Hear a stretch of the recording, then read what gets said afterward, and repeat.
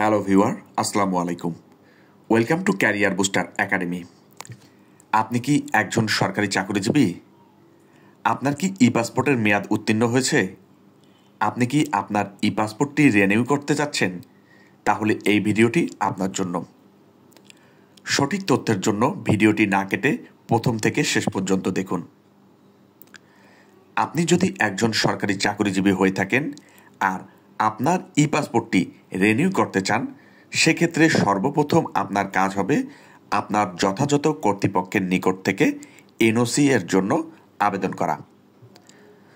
যথাযথ কর্তৃপক্ষ আপনাকে এনওসি দেওয়ার পরবর্তী ধাপ হিসাবে আপনাকে www.epassport.gov.bd ওয়েবসাইটে প্রবেশ করে ই পাসপোর্টের আবেদন ফর্মটি পূরণ করতে হবে।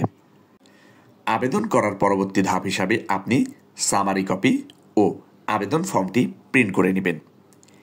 এরপর আপনি ব্যাংকের মাধ্যমে অথবা অনলাইনে ই পাসপোর্টের ফিটি জমা দিয়ে দিবেন।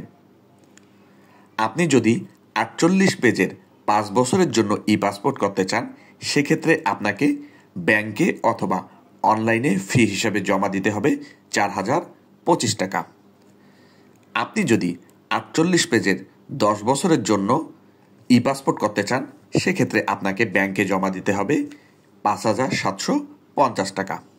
আপনি যদি 64 পেজের 5 বছরের জন্য ই পাসপোর্ট রিনিউ করে নিতে চান, সেক্ষেত্রে আপনাকে ফি জমা দিতে হবে 6325 টাকা। আপনি যদি 48 পেজের 10 বছরের জন্য ই পাসপোর্ট রিনিউ করে নিতে চান, সেক্ষেত্রে আপনাকে ফি হিসাবে জমা দিতে হবে 8050 টাকা। পাসপোর্টের জন্য নির্ধারিত ফি জমাদান করে আপনাকে সামারি কপি, আবেদন ফর্ম, এনওসি কপি এবং আপনার ভোটার আইডি কার্ড নিয়ে আপনার নিকটস্থ পাসপোর্ট অফিসে হাজির হয়ে আপনার ই পাসপোর্টটি রিনিউ করে নিতে হবে। ই পাসপোর্ট সম্বন্ধে আপনার যদি কোনো প্রশ্ন থাকে, সেক্ষেত্রে কমেন্টের মাধ্যমে জানাবেন। ধন্যবাদ। নতুন নতুন ভিডিও পেতে আমার চ্যানেলটিতে লাইক, কমেন্ট এবং সাবস্ক্রাইব করে রাখুন।